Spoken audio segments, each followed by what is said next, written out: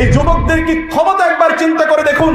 ফেরাউন তার মহাসিংহাসনে বসে কাঁপছে, কারণ সে জেনেছে এমন একজন যুবকের জন্ম হবে যেই যুবক তার রাজত্বকে, তার রাজ্যকে, তার সিংহাসনকে তছনছ করে দেবে। যুবকদের মধ্যে এরকম পাওয়ার আছে। পাওয়ারটা যদি তারা খাটায় তাহলে either it works positively or it works in the negative. আসসালামু আলাইকুম ওয়া রাহমাতুল্লাহি ওয়া বারাকাতুহু। ইন্নাহুম ফিতয়াতুন আমানু বিরাব্বিহিম ওয়া জিদনাহুম হুদা وربطنا على قلوبهم إذ قاموا فقالوا ربنا رب السماوات والأرض لن ندعو من دونه إلها لقد قلنا إذا شططا وقال رسول صلى الله عليه وسلم وشاب نشأ في عبادة الله। মহান আল্লাহ সুবহানাহু ওয়া তাআলা শুকর আদায় করছি যিনি আমাদেরকে সালাফি কনফারেন্স 2021 এর আজকের এই আয়োজনে অংশগ্রহণ করার তৌফিক দান করেছেন, আলহামদুলিল্লাহ। এবং রাসূলুল্লাহ সাল্লাল্লাহু আলাইহি ওয়াসাল্লাম এর উপর দরুদ এবং সালাম বর্ষিত হোক। আল্লাহুম্মা সাল্লি ওয়া সাল্লিম আলা নাবিয়িকা মুহাম্মদ, আল্লাহুম্মা সাল্লি আলাইহি, আল্লাহুম্মা বারিক আলাইহি। আমরা এমন একটি সময়ে বসবাস করছি যখন মানুষ স্ট্যান্ডার্ডগুলোকে চেঞ্জ করে ফেলেছে। আপনি যদি সেলিব্রিটি হতে চান তাহলে আপনি একটি ভিন্ন পথ অবলম্বন করবেন। একবার পত্রিকা দেখলাম এক যুবক লাইমলাইটে আসার জন্য সে তার পেশাব টেস্ট করছে, পেশাব খাচ্ছে। তাইলে অন্যরা তাকে ক্যাপশনে নিয়ে আসবে, সোশ্যাল মিডিয়াতে ভাইরাল হবে এবং লোকেরা তাকে চিনবে। নেগেটিভ ওয়েতে লোকেরা পপুলার হতে চায়। নেগেটিভ জিনিসগুলোকে সেলিব্রেট করা হয় এবং সেগুলোকে সেলিব্রেশনের জায়গায় নিয়ে আসা হয়। এটি এমন একটি সময়, মনে হয় রাসূলুল্লাহ সাল্লাল্লাহু আলাইহি ওয়াসাল্লাম ইবনু সাইয়াদকে লক্ষ্য করে যে কথা বলেছিলেন। ইবনু সাইয়াদের যেমনিভাবে একটা কন্ট্রাডিক্টিং ক্যারেক্টার ছিল, একটা কনফিউজিং ক্যারেক্টার ছিল, তার মধ্যে এমন কিছু ছিল সত্য এবং মিথ্যার দ্বিধাদ্বন্দ্ব তার মধ্যে প্রতি মুহূর্তে কাজ করত। রাসূলুল্লাহ সাল্লাল্লাহু আলাইহি ওয়াসাল্লাম এবং সাহাবায়ে কেরাম রাদিয়াল্লাহু তাআলা আনহুম আজমাইন দাজ্জাল বলে কখনো কখনো তাকে মনে করেছিল। রাসূলুল্লাহ দাজ্জালের কথা বললে সাহাবায়ে কেরাম রাদিয়াল্লাহু তাআলা আনহুম আজমাইন তার ইবনু সাইয়াদকে পর্যন্ত দেখতে যায়। রাসূলুল্লাহ নিজেও দেখতে যান ইবনু সাইয়াদকে। আমার মনে হয় আজকের গোটা বিশ্ব এরকম ইবনু সাইয়াদে পরিপূর্ণ হয়ে গিয়েছে। বিশেষ করে যুবক এবং যুবতীরা, এরা প্রত্যেকে হয়তো ইবনু সাইয়াদের ক্যারেক্টার তারা লালন করছে, সে ক্যারেক্টার হয়তো তারা ধারণ করছে। সেই সময়ে আমাদের এখন করণীয় কি? আমাদের এই মুহূর্তে করণীয় কি? প্রিয় ভাইরা, সম্মানিত বোনেরা এবং উপস্থিতি, আল্লাহ রাসূল সাল্লাল্লাহু আলাইহি ওয়াসাল্লাম কোন একটি সকালে তিনি সাফা পাহাড়ের পাদদেশে দাঁড়িয়ে বললেন, ইয়া সাবাহা ইয়া মা'শারা কুরাইশ। তিনি বললেন, হে কুরাইশ কমিউনিটি, ইয়া বানি আব্দুল মুত্তালিব, ইন্নী ওয়াল্লাহি মা আ'লামু শাবান মিনাল আরবি জাআ কওমাহু বিআফদালি মিম্মা জিতু বিহি। হে বানি আব্দুল মুত্তালিব, আমি জানি না এমন কোন যুবক, আরবের এমন কোন যুবক আমার চেয়ে উত্তম কোন জিনিস তার সম্প্রদায়ের কাছে নিয়ে এসেছে কিনা। আমি তোমাদেরকে এমন কিছু কথা বলবো যে কথা কি তোমরা বিশ্বাস করবে। লোকেরা বললেন, আমরা কখনোই আপনাকে মিথ্যা কথা বলতে শুনিনি, অতএব আপনি যা বলবেন তাই হবে। রাসূলুল্লাহ সাল্লাল্লাহু আলাইহি ওয়াসাল্লাম বললেন, আমি যদি বলি একদল সৈন্য এই পাহাড়ের পেছনে তোমাদেরকে আক্রমণ করার জন্য দাঁড়িয়ে আছে, তাহলে কি তোমরা আমার কথা বিশ্বাস করবে? আমি তোমাদেরকে তার চেয়ে অনেক ভয়ঙ্কর শাস্তির কথা তোমাদেরকে বলছি। তিনি বলছেন, ইয়া মা'শারা কুরাইশ, ইয়া বানি আব্দুল মুত্তালিব, ইয়া বানি হিশাম, ইয়া বানি আব্দ মানাফ, ইয়া বানি ফিহর। হে আরবের বিভিন্ন বংশ, হে বিভিন্ন গোত্র, আমি তোমাদেরকে আল্লাহ সুবহানাহু ওয়া তাআলার পক্ষ থেকে সতর্ক করছি। আমি তোমাদেরকে বলছি, ইন্নী লা আমলিকু লাকুম মিনাল্লাহি শাইআ। তোমরা তোমাদের নিজেদেরকে আনকিযু আনফুসাকুম মিনান নার, তোমরা তোমাদের নিজেদেরকে জাহান্নাম থেকে মুক্ত করো। আল্লাহি, আমি তোমাদেরকে জাহান্নাম থেকে মুক্ত করতে পারবো না। আমি আল্লাহর বিরুদ্ধে তোমাদের জন্য কিছুই করতে পারবো না। ইয়া সফিয়া, আম্মাতি রাসূলিল্লাহ আনকিজি নাফসাকি মিনান নার ফাইন্নী লা আমলিকু লাকি মিনাল্লাহি শাইআ ইয়া ফাতিমা বিনত মুহাম্মদ আনকিজি নাফসাকি মিনান নার ফাইন্নী লা আমলিকু লাকি মিনাল্লাহি শাইআ ইয়া আব্বাস আম্মা রাসূলিল্লাহ আনকিজ নাফসাকা মিনান নার ফাইন্নী লা আমলিকু লাকি মিনাল্লাহি শাইআ। হে মুহাম্মদের মেয়ে সাল্লাল্লাহু আলাইহি ওয়াসাল্লাম ফাতেমা, হে সাফিয়া রাসূলুল্লাহ সাল্লাল্লাহু আলাইহি ওয়াসাল্লামের ফুফু, হে আব্বাস রাসূলের চাচা, হে কুরাইশ, হে বনু আব্দুল মুত্তালিব, বনু হাশিম, হে বনু ফিহর, হে বনি আব্দে মানাফ, তোমরা তোমাদের নিজেকে জাহান্নাম থেকে বাঁচাও, আমি কিছুই করতে পারবো না তোমাদের জন্য। আবু লাহাব রাসূল সাল্লাল্লাহু আলাইহি ওয়াসাল্লামের আপন চাচা দাঁড়িয়ে গেলেন, বললেন তোমার জন্য অভিশাপ, তোমার হাতগুলো ধ্বংস হয়ে যাক, তুমি কি এই জন্য আমাদেরকে ডেকেছো? আল্লাহ সুবহানাহু ওয়া তাআলা নাযিল করলেন তাব্বাত ইয়াদা আবি লাহাব ওয়া তাব। রাসূলুল্লাহ সাল্লাল্লাহু আলাইহি ওয়াসাল্লাম তিনি দিনে দাওয়াত দিচ্ছেন, তারা ষড়যন্ত্র করলো। ফিরআউন হাদিহিল উম্মাহ, এই উম্মার ফিরআউন চক্রান্ত করলো, ষড়যন্ত্র করলো। যখন তিনি কাবার চত্বরে সিজদায় দাঁড়িয়ে যাবেন, সিজদায় যখন তিনি তার মাথাকে অবনত করবেন, ওটের নাড়ি ভুড়িগুলো তারা সিজদায় রাসূলুল্লাহ সাল্লাল্লাহু আলাইহি ওয়াসাল্লামের মাথার উপর তারা চাপিয়ে দিবে, তাই দিচ্ছিল। এক বর্ণমতে রাসূলুল্লাহ সাল্লাল্লাহু আলাইহি ওয়াসাল্লামের মেয়ে ফাতিমা রাদিয়াল্লাহু তাআলা আনহা, বুখারী হাদিস, অন্য বর্ণমতে আবু বকর রাদিয়াল্লাহু তাআলা আনহু আসছেন, তারা তাকে মারছিল। আবু বকর রাদিয়াল্লাহু তাদেরকে ছড়িয়ে দিচ্ছিলেন, সরিয়ে দিচ্ছিলেন, বিভিন্ন জনকে তিনি বাধা দিচ্ছিলেন এবং তিনি বলছেন আতাতুরুনা রাজুলান ইয়াকুল রাব্বি আল্লাহ, তোমরা এমন একজন মানুষকে হত্যা করছো, তাকে মারছো, যিনি বলছেন আমার রব হচ্ছেন আল্লাহ। ফাতিমা রাদিয়াল্লাহু তাআলা আনহা দৌড়ে এসে বললেন তোমরা আমার বাবাকে হত্যা করতে চাচ্ছ। তিনি তার বাবাকে রক্ষা করেছেন। রাসূলুল্লাহ সাল্লাল্লাহু আলাইহি ওয়াসাল্লাম তার সাথীদেরকে হারিয়েছেন এই দ্বীনের প্রচার এবং প্রসার করতে গিয়ে। রাসূলুল্লাহ সাল্লাল্লাহু আলাইহি ওয়াসাল্লাম তায়েফে গিয়েছেন, তার চাচা সেখানে গিয়ে বললেন তোমরা তো চেনো, ইনি হচ্ছেন আমার ভাতিজা, আমি তার চাচা। আমি বলছি তিনি কাযযাব, সাহিরুন কাযযাব, ইন তাত্তাবিউনা ইল্লা রাজুলান মাসহুরা, তোমরা এই ব্যক্তিকে অনুসরণ করো, আমি সাক্ষী দিচ্ছি এই ব্যক্তি মিথ্যুক, রাজুলুন মুফতারা। এই কথা বলে লেলিয়ে দিয়েছিল সেখানকার শিশুদেরকে, সেখানকার মানুষদেরকে তারা পাথরে মেরে মেরে তাকে জর্জরিত করে দিয়েছিল। জিবরিল আলাইহিস সালাতু ওয়াস সালাম এসে বললেন আল্লাহ পাঠিয়েছেন আপনি অনুমতি দেওয়ার জন্য, পাহাড়গুলো ওদের উপর ফেলে ওদেরকে শেষ করে দিন। রাসূল বললেন না, আল্লাহ আমাকে তো ধ্বংসকারী হিসেবে পাঠাননি, আল্লাহ আমাকে লানত দানকারী হিসেবে পাঠাননি, বরং আল্লাহ সুবহানাহু ওয়া তাআলা আমাকে পাঠিয়েছেন রাহমা হিসেবে। ওয়া ইন্নী লাআরজু ইউখরিজাল্লাহু মিন আসলাবিহিম মা ইয়াবুদুল্লাহ, আমি আশা করছি আল্লাহ এদের মধ্যে থেকে এমন এক বংশধর তৈরি করবেন যে বংশধর কেবলমাত্র আল্লাহর ইবাদত করবে। এমন একটা দিন আপনাদের সামনে প্রিয় ভাইরা বোনেরা, যেই দিন এর রক্তাক্ত ইতিহাস রয়েছে, সেই দিনকে আপনি কিভাবে লালন করছেন, সেই দিনকে আপনি কিভাবে দেখছেন প্রিয় ভাইরা, সম্মানিত বোনেরা? আল্লাহ সুবহানাহু ওয়া তাআলা কোরআনের পাতায় পাতায় উল্লেখ করেছেন কিয়ামতের দৃশ্যায়ন। আল্লাহ সুবহানাহু ওয়া তাআলা বলেছেন ওয়াজুহু ইয়াওমাইযিন নাযিরা ইলা রাব্বিহা নাযিরা ওয়া ওজুহু ইয়াওমাইযিন বাসিরা তাযুন্নু আন ইউফআলা বিহা ফাকিরা ওজুহু ইয়াওমাইযিন ওয়াজিফা আবসারুহা খাশিআ। আল্লাহ সুবহানাহু ওয়া তাআলা বললেন খাশিআতান আবসারুহুম তারহাকুহুম যিল্লাহ وقد كانوا يدعون إلى السجود وهم كارهون يوم تذهل كل مرضعة عما أرضعت وتضع كل ذات حمل حملها وترى الناس سكارى وما هم بسكارى ولكن عذاب الله شديد। আল্লাহ সুবহানাহু ওয়া তাআলা কোরআনের পাতায় পাতায় কিয়ামতের দৃশ্যায়ন করেছেন, যেটা এতটা ভয়ঙ্কর যে আপনার শরীরের লোমগুলো শিহরিত হয়ে ওঠার কথা। আল্লাহ রাসূল সাল্লাল্লাহু আলাইহি ওয়াসাল্লাম বলেছেন সেই দিন এই যে সূর্য আপনার মাথার ঠিক উপরে থাকবে, সেই দিন লোকেরা তাদের ঘামের সাগরে তারা ডুবতে থাকবে।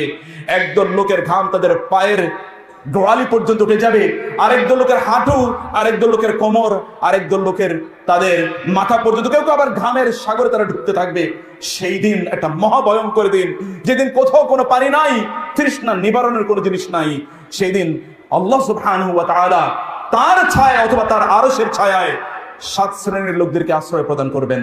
তোর মধ্যে একদল হচ্ছে আমার সামনে এখানে যারা বসে আছে, হয়তোবা তাদের মধ্যে হতে পারে তারা। রাসূলুল্লাহ সাল্লাল্লাহু আলাইহি ওয়াসাল্লাম যাদের ব্যাপারে বলেছেন সাবআতুন ইউযিল্লুহুমুল্লাহু তাহতা যিল্লি ইয়াওমা লা যিল্লা ইল্লা যিল্লুহু ওয়া শাবুন নাশা ফি ইবাদাতিল্লাহ। 7 শ্রেণীর লোকদেরকে আল্লাহ সুবহানাহু ওয়া তাআলা কিয়ামতের দিন তার ছায়া আশ্রয় প্রদান করবেন, যেদিন তার ছায়া ছাড়া কোনো ছায়া থাকবে না। এর মধ্যে একদল হচ্ছে ওয়া শাবুন নাশা ফি ইবাদাতিল্লাহ, এমন যুবক যেই যুবক তার সময়টাকে কাটিয়েছে মহান আল্লাহ সুবহানাহু ওয়া তাআলার ইবাদতে। রাসূলুল্লাহ সাল্লাল্লাহু আলাইহি ওয়াসাল্লাম বলেছেন, মুসলিমের হাদিসে এসে রাসূলুল্লাহ সাল্লাল্লাহু আলাইহি ওয়াসাল্লাম বললেন, মসজিদে নববীতে তিনি দেখলেন একদল লোক বসে আছে।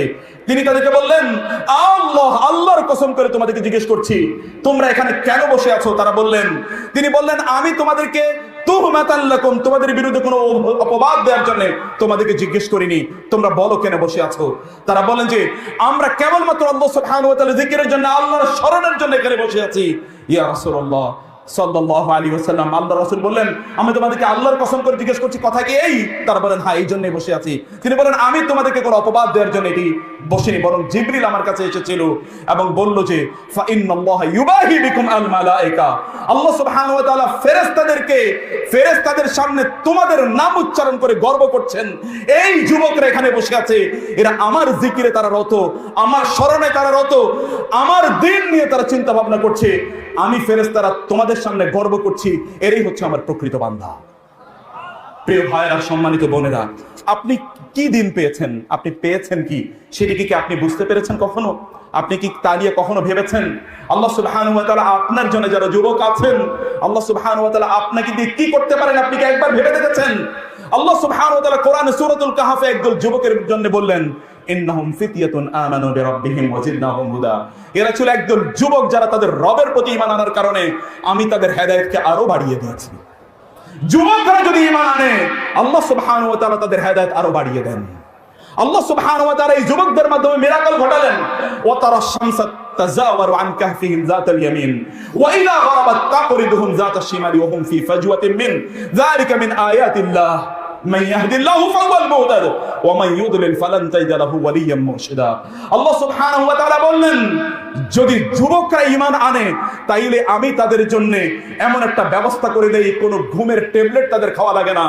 এক নাগাড়ে আমি তাদেরকে প্রয়োজনে 309 বছর ঘুম পাড়িয়ে রাখতে পারি। 309 বছর পরে সমাজের জন্য ওদেরকে মিরাকল হিসেবে পাঠিয়ে দিতে পারি। এই যুবকদের ঈমান আনানোর কারণে গোটা সমাজকে আমি পরিবর্তন করে দিতে পারি, আল্লাহওয়ালা সমাজে আমি পরিণত করে দিতে পারি। আল্লাহ সুবহানাহু ওয়া তাআলা আরেক যুবকের কথা কোরআনে উল্লেখ করলেন। প্রিয় যুবকেরা, ভালো করে শুনে রাখতে হবে। আল্লাহ সুবহানাহু ওয়া তাআলা কোরআনে আরেক যুবকের কথা বললেন। তারা বলেন, ক্বালু সামি'না ফাতান ইয়াযকুরুহুম ইউকালু লাহু ইব্রাহিম, আমরা এক যুবকের নাম শুনেছি, তার নাম হলো ইব্রাহিম, তিনি আমাদের মূর্তিগুলোকে নিয়ে কথা বলেছেন। তারা বললেন যে সেই যুবককে ধরে নিয়ে আসো, হাররিকুহু ওয়ানসুরু আলিহাতাকুম, তোমরা তাকে আগুনে নিক্ষিপ্ত করে তাকে জ্বালিয়ে দাও এবং তোমাদের মূর্তি প্রতিমাগুলোকে, তোমাদের রবগুলোকে, তোমাদের ইলাহগুলোকে তোমরা সাহায্য করো। আল্লাহ সুবহানাহু ওয়া তাআলার প্রতি সেই যুবক, এখনো তিনি নবী হননি, এই যুবককে যখন সেখানে নিক্ষেপ করা হয়, আল্লাহ সুবহানাহু ওয়া তাআলা এই যুবকের জন্য এই আগুনকে, যে আগুন তাকে জ্বালিয়ে পুড়িয়ে দেওয়ার কথা, সে আগুনকে নির্দেশ করলেন, ইয়া নারু কুনি বারদাও ওয়া সালামান আলা ইব্রাহিম, হে আগুন তুমি শান্তিময় এবং প্রশান্তিদায়ক হয়ে যাও আমার ইব্রাহিমের জন্য। আল্লাহ সুবহানাহু তাকে খলিল হিসেবে গ্রহণ করেছেন। ওয়াত্তাখাযাল্লাহু ইব্রাহিমা খলিলা, আল্লাহ ইব্রাহিমকে খলিল হিসেবে গ্রহণ করেছেন। এই মাঠেও যারা যুবক আছো, তোমরা যারা আছো, তোমরা যদি ইব্রাহিমের মতো, ইয ক্বালা লাহু রাব্বুহু আসলিম ক্বালা আসলামতু লিরাব্বিল আলামিন, যখন তার রব তাকে বললেন আত্মসমর্পণ করো, তিনি বলেন আমি আল্লাহর কাছে আত্মসমর্পণ করলাম। আল্লাহ সুবহানাহু ওয়া তাআলার কাছে যদি ইব্রাহিমের মতো তোমরা আত্মসমর্পণ করো, আল্লাহ সুবহানাহু ওয়া তাআলা ইব্রাহিমের মতো আগুনকে তোমাদের জন্য শান্তিময় করে দেবেন। সেই মহান রব এখনো আছেন। ইন্নাহু হাইয়্যুন লা ইয়ামুত হুয়াল হাইয়ুল কাইয়্যুম, তিনি কখনো মারা যান না, তার ক্ষমতা সামান্যতম কমে না। সেই মহান রবের কাছে, প্রিয় ভাইরা, সম্মানিত বোনেরা, কেবল যুবকদের কথা বলছি না, যুবক এবং যুবতী প্রত্যেকের কথাই বলছি, সেই মহান রবের কাছে আপনাদেরকে আত্মসমর্পণ করতে হবে। আমরা তো এমন একটা সময়ের কথা আমি বলছি, যেই সময় কেবলমাত্র এই জমিনে যে আমরা অপরাধ করছি, ব্যাপারটা কিন্তু এরকম নয়। বরং আমি যখন যাই, আমি যখন বিভিন্ন জায়গায় ট্রাভেল করি, আমি যুবকদেরকে দেখতে পাই যে এই যুবকরা তারা 40,000 ফিট উপরে যখন থাকে, তখনও তারা মহান আল্লাহ সুবহানাহু ওয়া তাআলাকে, আল্লাহ সুবহানাহু ওয়া তাআলা তারা অবাধ্য হয়ে থাকে। 40,000 ফিটের জমিনকে তো তারা অপরাধ এবং অশ্লীলতা দিয়ে তারা ভরিয়ে দিয়েছে। 40,000 ফিট ফ্লাইটে যখন থাকে, তখনও তারা অশ্লীলতার ছয় লাভ করে দেয়। তাদের মধ্যে একবারই আতঙ্ক এবং ভয় তৈরি হয় না। আল্লাহ সুবহানাহু ওয়া তাআলা যদি এই 40,000 ফিট থেকে তাকে নিচে আর না নামান, তাইলে পৃথিবীর কেউ তাকে নামানোর সামর্থ্য রাখে না। সেই জন্য প্রিয় ভাইরা, সম্মানিত বোনেরা, আপনাদেরকে বুঝতে হবে যে আমরা কি করছি। এই যুবকদের কি ক্ষমতা একবার চিন্তা করে দেখুন। ফেরাউন তার মহাসিংহাসনে বসে কাঁপছে, কারণ সে জেনেছে এমন একজন যুবকের জন্ম হবে যেই যুবক তার রাজত্বকে, তার রাজ্যকে, তার সিংহাসনকে তছনছ করে দেবে।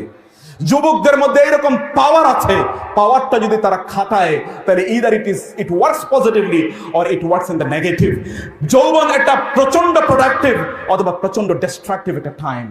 এই সময়টাকে আপনি কিভাবে খাটাতে চাচ্ছেন সেটি হচ্ছে আপনার দেখার বিষয়। আপনি প্রোডাক্টিভলি এটাকে ব্যবহার করতে পারেন এবং নেগেটিভলিও আপনি এটাকে ব্যবহার করতে পারেন। সম্মানিত ভাইয়েরা, সম্মানিত উপস্থিতি যারা এখানে আছেন, সবাইকে আমি বলি যে যুবকরা যারা আছেন, জীবন নিয়ে আপনার উপলব্ধি কি? জীবন নিয়ে আপনি আসলে কি চিন্তা করছেন? আপনার যৌবনকে আপনি কোন কাজে খাটানোর চেষ্টা করছেন সেটি আপনাকে বুঝতে হবে। আলী রাদিয়াল্লাহু তাআলা বলেছেন, শাইআনে লাউ বাকাতি দিমাউ আলাইহিমা আইনা, লাউ বাকাতি দিমা আলাইহিমা আইনা হাত্তা তা'যানা বিযিহাবি লান তাবলুগুল মিশআরা মিন হাক্কিহিমা ফাকদুশ শাবাবি ওয়া ফুরকাতুল আহবাবি। আমার চোখ যদি এমনকি কাঁদতে কাঁদতে পানি ফুরিয়ে ফেলেছে, এখন যদি রক্ত প্রবাহিত করে, তাহলে দুটো জিনিস আমি কখনোই ফিরে পাবো না। তার মধ্যে একটা হচ্ছে আমার যৌবন, আমি কখনোই ফিরে পাবো না।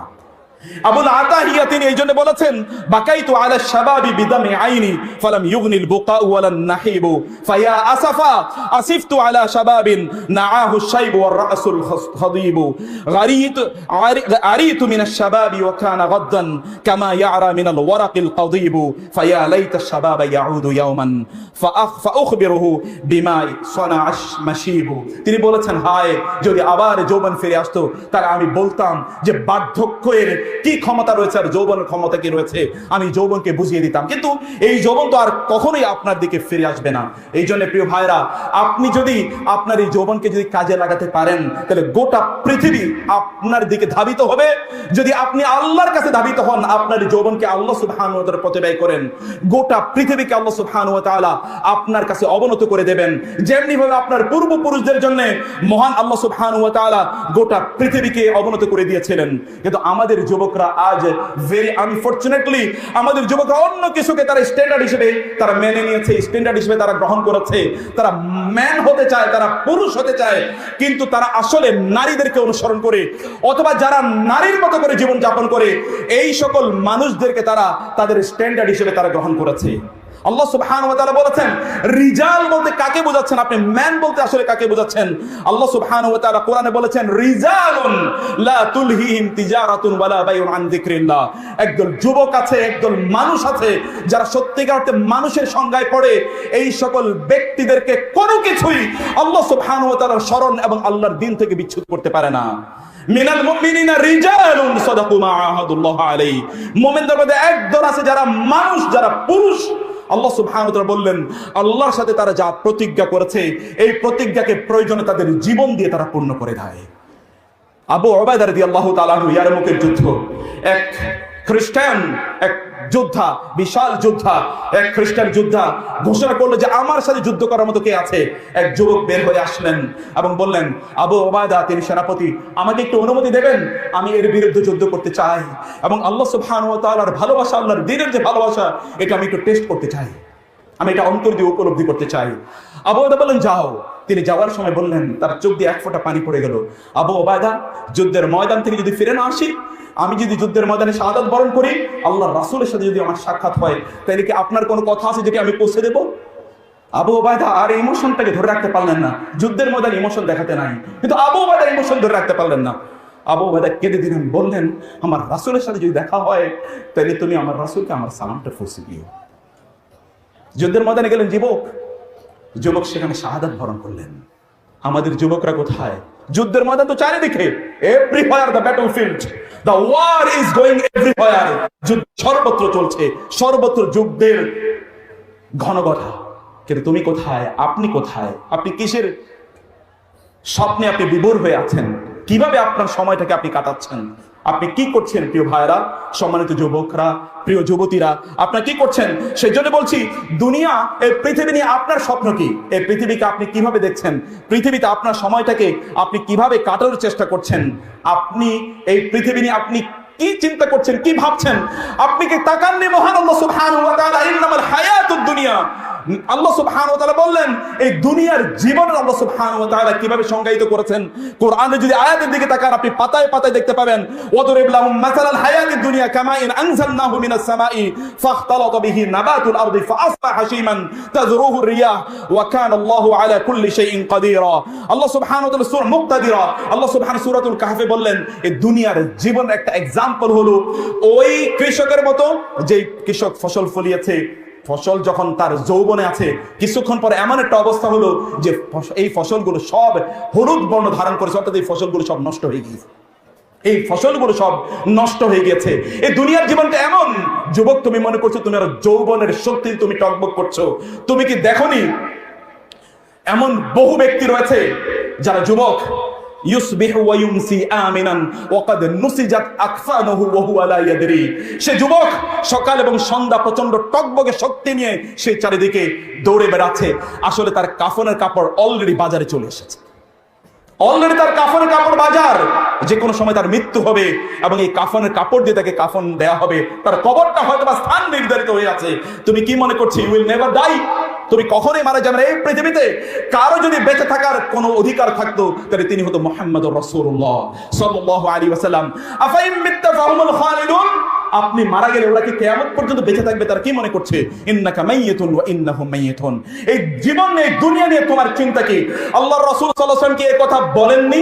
তোমার কানে কি সে কথা যায়নি? তিনি বলেছেন এই দুনিয়ার মূল্য যদি মহান আল্লাহ সুবহানাহু ওয়া তাআলার কাছে একটি মশার দানার মতো হতো তাহলে আল্লাহ সুবহানাহু ওয়া তাআলা একটি কাফেরকেও এক ফোঁটা পানিও পান করাতেন না। এই দুনিয়ার বিত্ত বৈভব এত প্রভাব প্রতিপত্তি দেখে কেন তোমার চোখ ঝলসে যায়? ফ্লাড লাইটের পিছনে ব্যাপক পরিমাণ অন্ধকার আছে, এটা দেখো না? ওয়েস্টকে কি দেখো না তুমি? তারা তাদের মানুষদেরকে আত্মহত্যা করার জন্য ওরা যন্ত্র তৈরি করে দেখো না? কিভাবে তাদেরকে আত্মহত্যা করতে হয়, কিভাবে শান্তিতে আত্মহত্যা করতে হবে, এটা তাদেরকে ট্রেনিং দেওয়া হয়, দেখো না? ইসলাম তোমাকে একটা পূর্ণ জীবন যাপন করার সুযোগ করে দিয়েছে যেন তুমি একটা ফুল লাইফ লিড করতে পারো।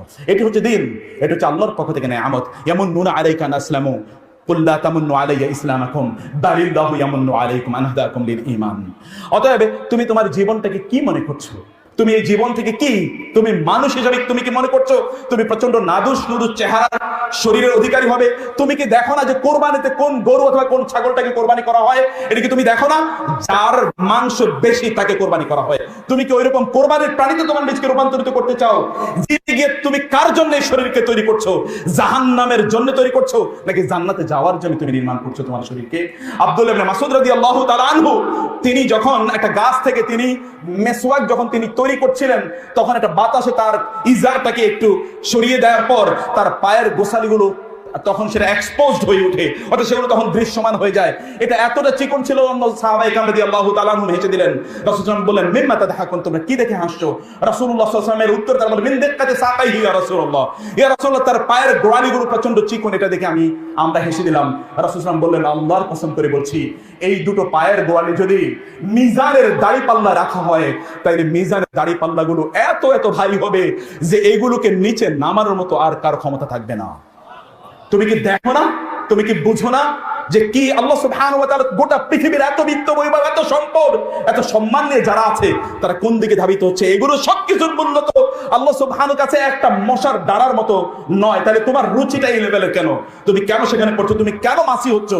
তুমি কেন মাছি হচ্ছ? তুমি কি মৌমাছি হতে পারোনি? তুমি মশা হচ্ছ কেন? তুমি কি মৌমাছি হতে পারোনি? মৌমাছি তো সে খায় যা, উৎপাদন করে যা, সবকিছুই কল্যাণকর। ও তো মধু উৎপাদন করে, ও তো ফুলের উপর বসে। তুমি কেন মাছি হচ্ছ যে তুমি ময়লা আবর্জনা নোংরা পচা দুর্গন্ধময় জিনিসের উপর তুমি তোমার দৃষ্টি নিবারিত করছো, দৃষ্টি নিবৃত করছো, দৃষ্টি ফেলছো? কেন তোমার রুচি এই লেভেলে গেল? তুমি তো মুসলিম যুবক, তোমার কি খোবাইব রাদিয়াল্লাহু তাআলার কথা মনে নাই? ফালাস্তু উবারি হিনা উক্তালু মুসলিমান, ওরা আমাকে হত্যা করতে চায় কারণ রাসূলের প্রতি আমি ঈমান এনেছিলাম। আমি তাদেরকে বললাম তোমরা আমাকে 2 রাকাত সালাত আদায় করতে দাও। এরকম একটা যুবক হও না তুমি। যাকে হত্যা করার জন্য ওরা নিয়ে গেছে তিনি বললেন 2 রাকাত সালাত আদায় করতে দাও। এখনো ফাঁসির কাছে যারা যায় তারা 2 রাকাত সালাত আদায় করার সুন্নাহ যার কাছ থেকে এসেছে, আলাইকুম বিসুন্নতি ওয়া সুন্নাতিল খুলাফা আর রাশিদিন মাহদিয়িন মা আনা আলাইহি ওয়া আসহাবি। খুবাইব রাদিয়াল্লাহু তাআলা করে হত্যা করবে। খুবাইব 2 রাকাত সালাত আদায় করলেন, দ্রুত সালাত আদায় শেষ করে বললেন আল্লাহর কসম আমি করতে চেয়েছিলাম, কিন্তু যদি তোমরা মনে করো আমি মৃত্যুর ভয় সালাত থেকে লম্বা করছি, এজন্য আমি সালাতটাকে সংক্ষিপ্ত করেছি। এইরকম যুবকদের কারণে এই রাজশাহীর এই ময়দানে ইসলাম পৌঁছেছে, অন্যথায় ইসলাম এখানে পৌঁছতো না। এত দূর থেকে কিভাবে ইসলাম এখানে এসেছে? যুবকরা, যুবতীরা, একবার ভেবে দেখতে হবে, আপনাদেরকে চিন্তা করতে হবে। তাকে হত্যা করা হলো, তিনি বললেন ফালাস্তু বালি ইনা উক্তাল মুসলিমান, if I am killed as a believer, as a Muslim, I don't care.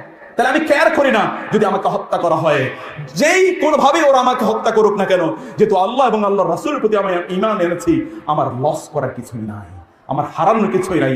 যা কিছুই আমার, সবকিছু আমার অর্জন, কেবল আমি অর্জনই করব।